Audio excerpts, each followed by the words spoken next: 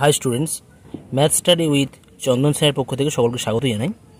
তো আজকে আমরা যে বিষয়ে আলোচনা করব, দ্বাদশ শ্রেণীর গণিতের ওপর মডেল কোশ্চেন পেপার 4। তো লাস্ট ভিডিওতে আমরা মডেল কোশ্চেন পেপার 3 নিয়ে তার MCQ এবং VSA টাইপ প্রশ্নের সমাধান করেছিলাম, তোমরা জানো। তো তোমরা যারা আগের ভিডিওগুলো দেখোনি তারা কিন্তু অবশ্যই ডিসক্রিপশান বক্সে লিঙ্ক দেওয়া রয়েছে, তোমরা সেখান থেকে দেখে নিতে পারো, কেমন। তো আজকে আমরা শুরু করব মডেল কোশ্চেন পেপার 4 এর MCQ, যে তোমাদের 1 নম্বর যে 10টা প্রশ্ন আছে সেই সমস্ত প্রশ্নের সমাধান আজকে তোমাদের প্রোভাইড করা হবে। ওকে, তো যাই হোক, শুরু করা যাক MCQ প্রশ্নের সমাধান। মডেল কোশ্চেন পেপার 4 পার্ট এ, যেখানে 70 নম্বর আছে এবং একের দাগে যে কোশ্চেনগুলো আছে এগুলো 2 নম্বরের আছে। তো এই সমস্ত প্রশ্নের সমাধান আমরা পরবর্তী ভিডিওতে আলোচনা করব। এখন আমরা পার্ট বি, যেখানে MCQ মার্কস 10 আছে, সেই MCQ প্রশ্নের সমাধান প্রোভাইড করব। পার্ট বি মার্কস 10, একের দাগের বিকল্প উত্তরগুলির মধ্যে থেকে সঠিক উত্তরটি বেছে নিয়ে লিখতে হবে। তো আমরা জানি যে আমাদের 1 নম্বরে 10টা থাকবে। তো যাই হোক, এখানে প্রথম কোশ্চেন দেখা যাক। একের দাগে রোমান 1 কি দেওয়া আছে, ধরা যাক সকল সরলরেখার সেটের ওপর আর একটি সম্বন্ধ এরূপে সংজ্ঞাত যে L1 আর L2 if and only if L1 ও L2 এর ওপর লম্ব হয়, তাহলে আর হলো প্রতিসম সসম সংক্রমণ ও কোনোটি নয়, সেটা আমাদের কিন্তু এখানে বলতে হবে। তো এখানে কোশ্চেনে কি দেওয়া আছে, কোশ্চেনে দেওয়া আছে সকল সরলরেখা সমূহের সেটের ওপর একটা সম্বন্ধ ডিফাইন করা আছে বা সংজ্ঞাত করা আছে, কেমন না L1 আর L2 হবে, অর্থাৎ L1 ও L2 এই দুটি সরলরেখা আর রিলেশনের সাথে যুক্ত হবে যদি L1 L2 এর উপর লম্ব হয়। অর্থাৎ একটি সরলরেখা অপর সরলরেখার উপর যদি লম্ব হয় তাহলে কি হবে, এখানে ওই দুটো সরলরেখা আর সম্বন্ধযুক্ত হবে। তো যাই হোক, তো এখানে পরিষ্কার একটা সরলরেখা, সিম্পল যদি আমরা একটা সরলরেখার কথা ভাবি, এই সরলরেখাটা কিন্তু যদি এইটা L1 সরলরেখা হয়, L1 সরলরেখা কিন্তু নিজের উপর কিন্তু লম্ব কখনই হয় না। L1 সরলরেখা নিজের উপর লম্ব হয় না, নিজের সাথে সমান্তরাল হতে পারে। একটা সরলরেখা যদি L1 হয়, আরও একটা সরলরেখা যদি আমি L1ই কল্পনা করি, সেটা কিন্তু জাস্ট এর ওপর সমাপতিত হয়ে যাবে, সেটা কিন্তু কখনোই কিন্তু L1 এর ওপর লম্ব হবে না। অর্থাৎ L1 সরলরেখা L1 এর ওপর কখনোই লম্ব হয় না। আমরা বলতে পারি যে L1 এর সাথে সমান্তরাল, রাইট। তো তাহলে বলতে পারি যে আর সম্বন্ধ কিন্তু কখনোই কিন্তু সসম হবে না।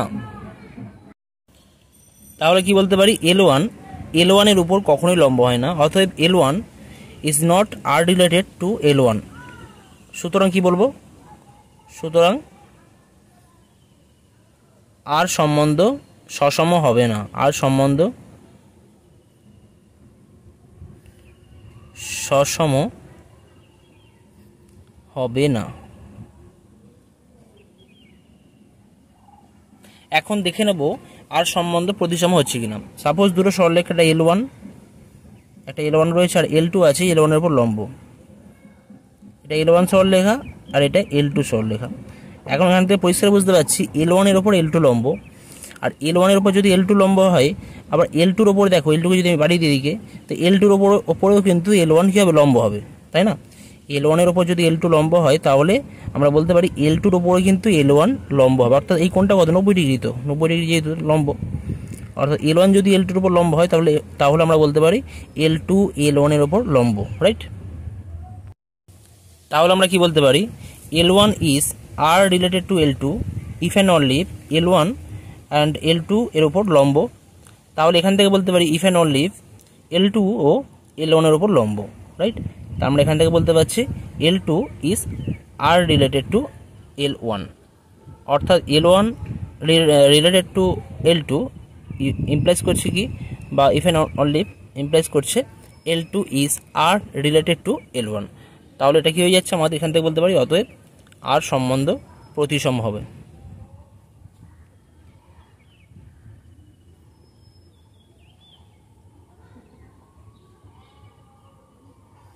তাহলে আমাদের যে অপশানগুলো ছিল তার মধ্যে এখানে অপশান এই কিন্তু সঠিক অ্যান্সার হয়ে যাচ্ছে।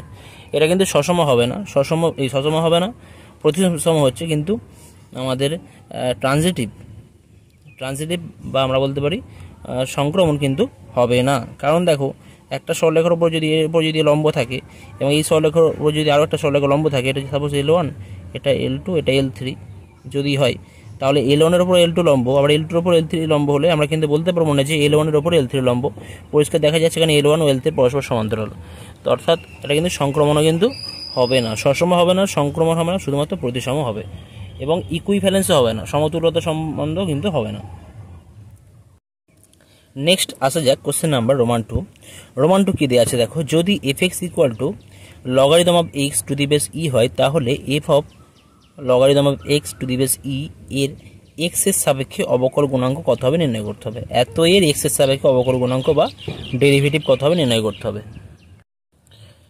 তো এখানে f(x) সমান কি দেওয়া আছে, logarithm of x to the base e, তাহলে f of logarithm of x to the base e এত এর x এর সাপেক্ষে অবকল গুণাঙ্ক কত হবে নির্ণয় করতে হবে।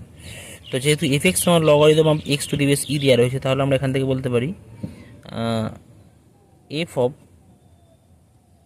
Logarithm of x to the base e equal to কী হয়ে যাবে, এখানে x এর জায়গায় কি ছিল, এখানে x ছিল, তার মানে এখানে যদি এখন logarithm of x to the base e হয়ে যায়, তাহলে এখানে হয়ে যাবে logarithm of x to the base e। তাহলে আমরা লিখতে পারি এটাকে লগ অফ বেস e ব্র্যাকেটের মধ্যে logarithm of x to the base e, right.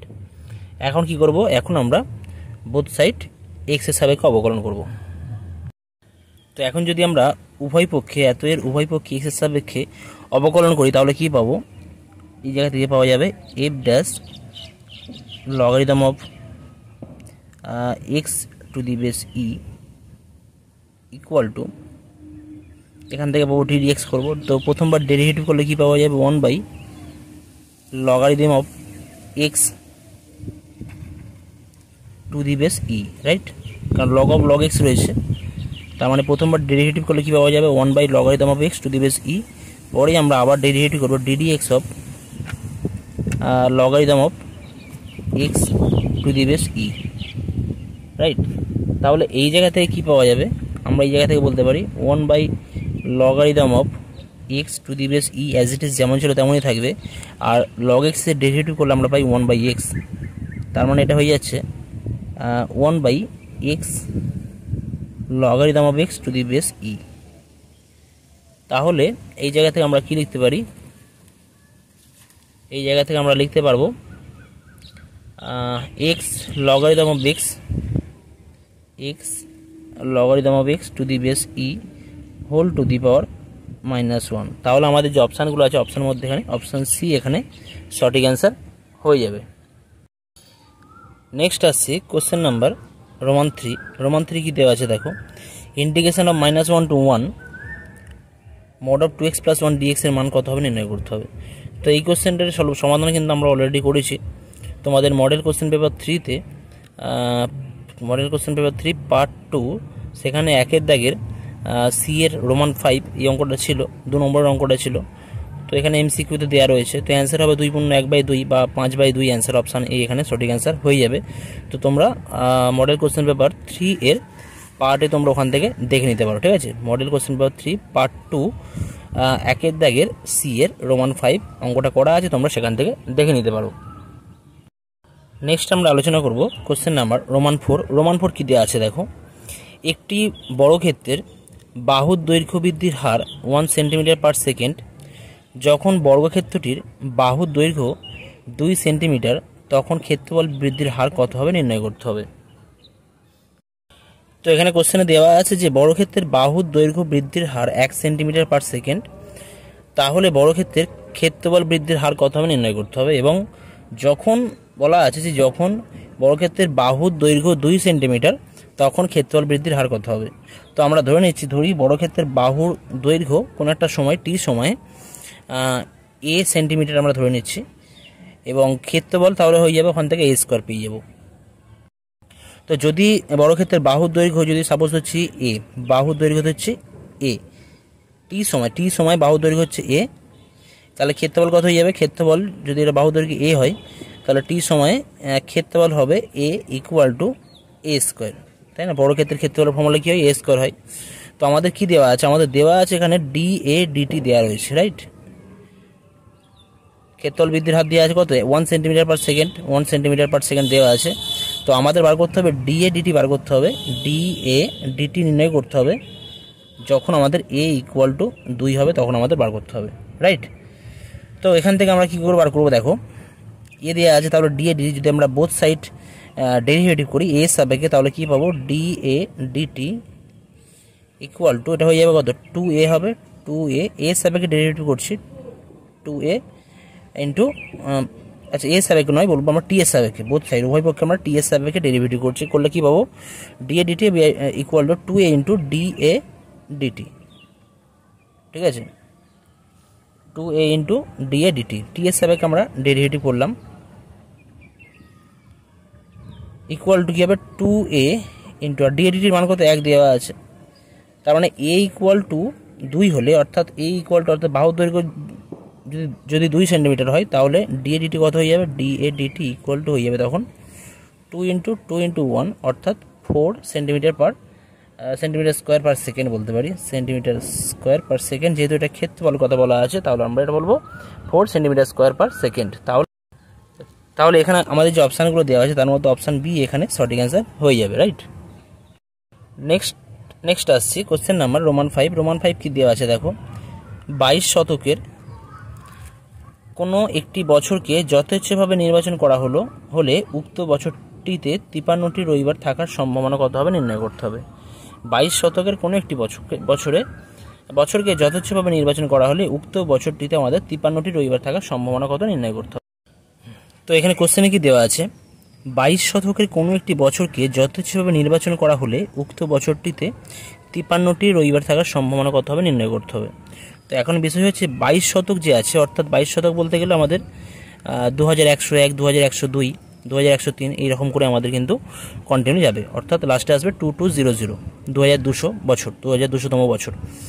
তো সেক্ষেত্রে আমাদের 22 শতকে মোট বছর আছে 100টা বছর আছে, 22 শতকে মোট বছর আছে কত না, 100টি বছর আছে। তার মধ্যে লিপিয়ারগুলো ক বছর ছাড়া ছাড়া আসে, 4 বছর ছাড়া ছাড়া আসে। তাহলে এখানে 100টা বছরের মধ্যে লিপিয়ার কতগুলো থাকবে সেটা আমাদের জানতে হবে, ঠিক আছে, কারণ 4 বছর ছাড়া ছাড়া একটা করে আমাদের লিপিয়ার পাওয়া যায়, তাই না। যেহেতু 100টা বছর আছে, তাহলে 4 বছর ছাড়া ছাড়া হলে কিন্তু আমাদের 100 বাই যদি আমরা 4 করি তাহলে 25 পাবো। তাহলে এখানে লিপিয়ার সংখ্যা হয়ে যাবে 25, লিপিয়ার সংখ্যা হবে 25, এবং সাধারণ বছরের সংখ্যা, অর্থাৎ লিপিয়ারে আমাদের কতগুলো দিন থাকে, লিপিয়ারে আমাদের দিন থাকে 366টা দিন থাকে, রাইট। আচ্ছা, তাহলে 22 শতকের 100টি বছরের মধ্যে 25টা বছর হচ্ছে লিপিয়ার, আর জেনারেল বা সাধারণ আমাদের বছর আছে কতগুলো না, 75টা আছে। 100টার মধ্যে 75টা যদি লিপিয়ার হয়ে যায়, তাহলে বাকি 75টা হবে আমাদের সাধারণ বছর, এবং সাধারণ বছরের প্রত্যেকটিতে আমাদের দিন সংখ্যা আছে 365। তাহলে যদি কোনো বছর লিপিয়ার হয়, তাহলে সেই লিপিয়ার বছরে আমাদের 53টা রবিবার থাকার সম্ভাবনা কত হবে। প্রথমের ব্যাপার হচ্ছে বছরে যদি লিপিয়ার হওয়ার সম্ভাবনা কত, লিপিয়ার হওয়ার সম্ভাবনা হয়ে যাচ্ছে 25/100, রাইট। প্রথম হচ্ছে লিপিয়ার হওয়ার সম্ভাবনা ইন্টু, এবার বছরটা লিপিয়ার হয়ে যাচ্ছে, এবার লিপিয়ারের করসপন্ডিং ওই বছরে 53টা রবিবার থাকবে। এখন 365 দিনে আমাদের যদি আমরা ঠিক করে দেখি, আমাদের 364 দিনে কিন্তু আমাদের 52টা রবিবার কিন্তু আমাদের থাকে, রাইট। 364 দিনে 52টা রবিবার থাকে। বাকি দুটো যে দিন থাকে, সেই দুটো দিনের মধ্যে যে কোনো একটা দিন আমাদের রবিবার হওয়ার সম্ভাবনা হয়ে যাচ্ছে কত না, 2/7 হবে, ঠিক আছে। দুটো দিন পরপর কী হতে পারে, সোম মঙ্গল হতে পারে, মঙ্গল বুধ বৃহস্পতি শুক্র শনি রবি সোম। তো এরকম দুটো দিনের মধ্যে আমাদের রবিবার হতে পারে 2/7 প্রকারে, রাইট। বা তার এখানে সম্ভাবনা কত হয়ে যাবে, 25/100 ইন্টু 2/7। এই ক্যালকুলেশন করলে আমরা পাবো 1/4 ইন্টু 2/7, মানে 4 7 28, মানে 28 পাওয়া যাবে, 2/28 আমরা পাবো। এবার যদি কোনো একটা বছর যদি আমাদের লিপিয়ার না হয়, তাহলে তার সম্ভাবনা কত হবে, লিপিয়ার না হওয়ার সম্ভাবনা 75/100, এবং তার করসপন্ডিং যে আমাদের বছর আছে সেই বছরে 53টি রবিবার থাকার সম্ভাবনা কত হবে। তো এখানে 364টা বছরে 52টা বছর অলরেডি রয়েছে, বাকি আমাদের এই যে একদিন পড়ে থাকছে, সেই একদিন রবিবার হওয়ার সম্ভাবনা কিন্তু আমাদের পাশে লিখতে হবে। তো একদিন রবিবার হওয়ার সম্ভাবনা কত হয়, সপ্তাহে 7টা দিন থাকে, 7টার মধ্যে একটা দিন রবিবার হওয়ার সম্ভাবনা কিন্তু 1/7, তো সেটা পরিষ্কার আমাদের 1/7 হবে। তাহলে এখান থেকে আমরা পাবো 3/4 করবো, এটা 3/7 পেয়ে 3/28 পাবো, এটা রাইট। তার মানে বলতে পারি এখন এই যে দুটো ঘটনাকে আমাদের কিন্তু অ্যাড করতে হবে, যোগ করলে কিন্তু আমরা কিন্তু আমাদের অ্যাকচুয়াল অ্যান্সার পেয়ে যাব। তো যদি যোগ করে দেওয়া হয়, অর্থাৎ বলতে পারি উক্ত বছরটিতে 53টি রবিবার থাকার সম্ভাবনা হয়ে যাবে 2/28 প্লাস 3/28, 2/28 প্লাস 3/28 করলে এটা পাওয়া যাবে 5/28, অর্থাৎ আমাদের অ্যান্সার হয়ে যাবে 5/28, রাইট। নেক্সট আসছি আমরা কোশ্চেন নাম্বার রোমান 6 কি দেওয়া আছে দেখো, x minus 5/7 equal to y plus 2/-5 equal to z/1 এবং x/1 equal to y/2 equal to z/3 সরলরেখা দুটির মধ্যে কোণের মান কত হবে। Very simple problem. তো এখানে আমাদের কি দেওয়া আছে, দুটো সরলরেখা দেওয়া আছে, একটা x minus 5/7 equal to y plus 2/-5 equal to z/1, আর দ্বিতীয় সরলরেখা আছে x/1 equal to y/2 equal to z/3। তো এদের মধ্যবর্তী কোণ নির্ণয় করতে গেলে আমরা কি জানি, এদের নিচে যেগুলো দেওয়া আছে এগুলো সব কিন্তু আমাদের ডিরেকশন রেশিও বা দিক অনুপাত দেওয়া রয়েছে।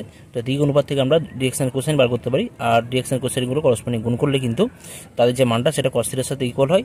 তো সেই হিসেবে বার করি। তো এদের মধ্যবর্তী কোণ যদি থিটা হয়ে যায় তাহলে আমরা কি জানি cos থিটা ইকুয়াল টু কী হবে, cos theta equal to just corresponding দিক অনুপাতগুলো গুণ করবো আমরা। 7-এর সাথে 1 গুণ করলে কত হবে 7 × 1 প্লাস -5-এর সাথে কত গুণ করবো -5 × 2 হবে, আর প্লাস 1 × 3 গুণ করবো। আর নিচে কত হবে, নিচে আমাদের হয়ে যাবে √7² প্লাস -5² প্লাস 1² ইন্টু √, কত হয় না আমাদের 1² প্লাস 2² প্লাস 3²।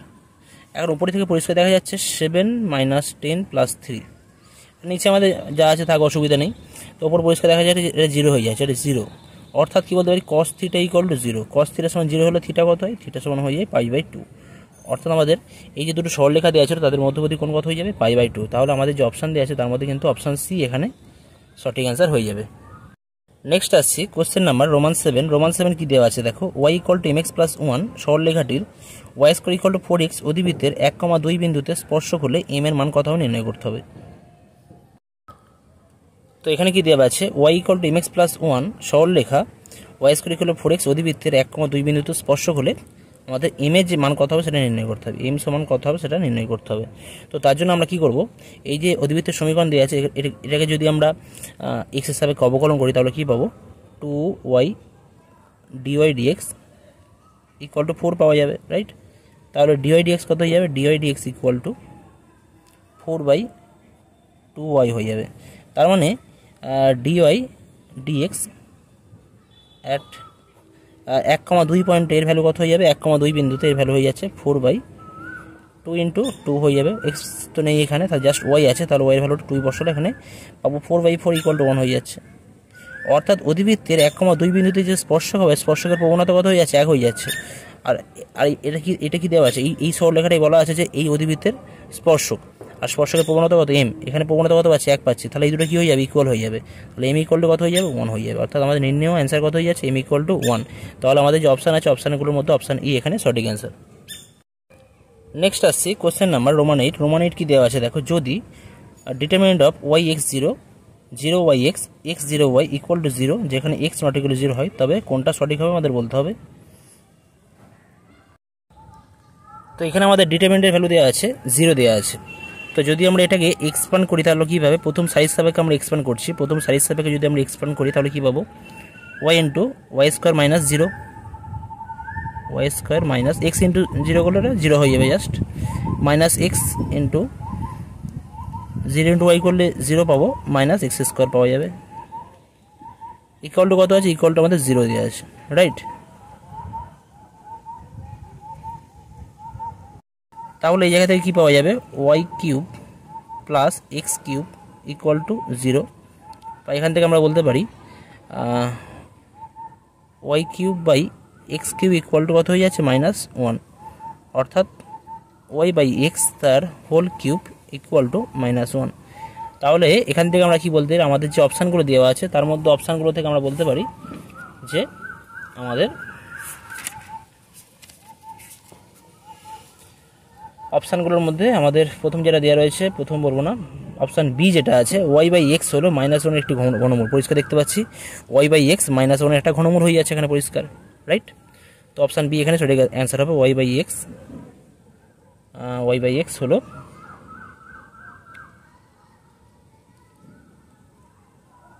-1 একটি ঘনমূল।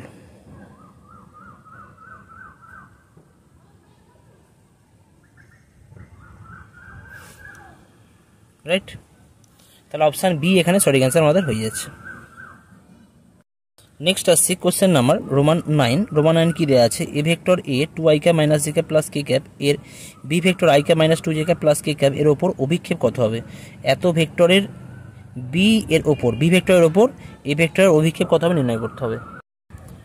তো এখানে আমাদের কি দেওয়া আছে, ভেক্টর এর অভিক্ষেপ নির্ণয় করতে হবে কোন ভেক্টরের ওপর, না বি ভেক্টরের ওপর। তো যে ভেক্টরের ওপর অভিক্ষেপ নির্ণয় করতে হয় সেটাকে আমরা কি করি, না নিচে রাখি। ওকে, মনে রাখবেন ফর্মুলা আছে আমাদের, মড বি ভেক্টর আমাদের নিচে রাখতে হবে। আর ওপরে কী হবে, A vector dot B vector, যার ওপর অভিক্ষেপ নির্ণয় করতে হবে অথবা যে ভেক্টর বরাবর আমাদের অভিক্ষেপ নির্ণয় করতে হবে, সেই ক্ষেত্রে আমরা কি করব, সেইটাকে আমরা নিচে রাখবো। রাইট। তাহলে এদের ডট প্রোডাক্ট করলে কত হয়ে যাবে, 2 × 1 করলে 2 পাবো, 2 × 1 plus minus 1 × -2, just a1 a2 a3 b1 b2 b3 করলে এখান থেকে পাচ্ছি, আর প্লাস 1 × 1, এখানে 1 আছে, এখানে 1 আছে, কে ক্যাপের কোএফিসিয়েন্ট। আর মড বি ভেক্টর করলে রুট ওভার অফ কত হয়ে যাবে, এটা 1 square plus minus 2 square plus 1 square. Right. তাহলে এই জায়গা থেকে পাওয়া যাবে 2 + 2 + 1 বাই 2 2 4, 5 গেছে √6, মানে 5/√6 হয়ে যাচ্ছে আমাদের, 5 সাথে √6, 5/√6 একক বলতে পারি। তার মানে এখানে যে অপশানগুলো দেওয়া আছে তার মধ্যে অপশান এ এখানে আমাদের সঠিক অ্যান্সার হয়ে যাচ্ছে। রাইট। লাস্ট আসছি আমরা কোশ্চেন নাম্বার রোমান 10। রোমান 10 কি দেওয়া আছে দেখো, tan of 2 tan inverse 1/5 minus π/4 এত এর মান কত হবে নির্ণয় করতে হবে। তো এখানে আমাদের কি করতে হবে, tan of 2 tan inverse 1/5 minus π/4 এর মান নির্ণয় করতে হবে। তো এটাকে আমরা কি লিখতে পারি, equal to tan of 2 tan inverse x এর ফর্মুলা হয় tan inverse 2x/1 - x²। তো সেই জায়গা থেকে লিখতে পারি, কি বললাম, 2 tan inverse x এর ফর্মুলা হয় tan inverse 2x/1 - x²। এখানে x মানে 1/5 আছে, তার মানে হবে tan inverse 2x মানে 2 × 1/5/1 - x² মানে 1/- 1/5 হোল স্কোয়ার হয়ে যাবে। রাইট। মাইনাস π/4 কে আমরা লিখতে পারি tan inverse 1, tan inverse 1 মানে π/4, tan inverse 1 মানে π/4 হয়, এটা তোমরা জানো। তো π/4 কে আমরা এইভাবে লিখতে পারি। রাইট। ইকুয়াল টু কত হয়ে যাবে, tan of, এটা হয়ে যাচ্ছে tan ইনভার্স, যদি এই জায়গা থেকে তোমরা ক্যালকুলেশন করো তো ওটা 2/5 আর 25 হয়ে যাবে, 2/5 ইন্টু 25/5 5 5 25 24 হয়ে যাবে, মানে এটা হয়ে যাবে আমাদের 2/5 5 মানে 5/12 হবে। রাইট। 5/12 হয়ে যাবে এটা। রাইট। ক্যালকুলেশন করলে 5/12 পাবে, মাইনাস tan ইনভার্স 1 পাওয়া যাবে। এখন tan inverse x minus tan inverse y যে ফর্মুলা আছে সেই ফর্মুলা আমরা অ্যাপ্লাই করবো। অ্যাপ্লাই করলে কী পাওয়া যাবে, tan inverse x minus y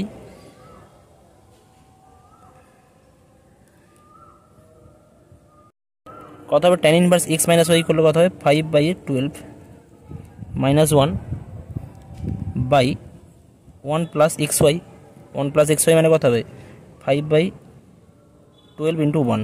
ঠিক আছে, 5/12 ইন্টু 1 পাবো। তাহলে এই জায়গা থেকে ক্যালকুলেশন করলে আমরা পাবো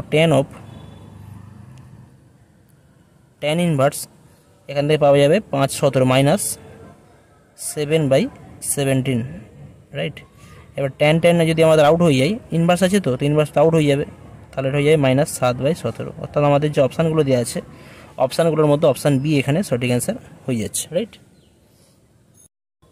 তাহলে আজকে আমরা মডেল কোশ্চেন পেপার 4 এর MCQ কোশ্চেনের সমাধান কমপ্লিট করলাম। তো পরবর্তী ভিডিওতে তোমাদের মডেল কোশ্চেন পেপার 5 নিয়ে আমরা, মডেল কোশ্চেন পেপার 5 নয় 4 এরই আর যে সমস্ত পার্ট আছে ভিএসএ টাইপ বা অতি সংক্ষিপ্ত যে সমস্ত প্রশ্ন আছে সেই সমস্ত প্রশ্নের সমাধান নিয়ে আলোচনা করা হবে। ঠিক আছে। আর আজকের ভিডিও তোমাদের পছন্দ হলো তোমরা কিন্তু অবশ্যই লাইক শেয়ার এবং কমেন্ট করে জানাবে তোমাদের ভিডিও কেমন লাগলো। ওকে, থ্যাংক ইউ সো মাচ।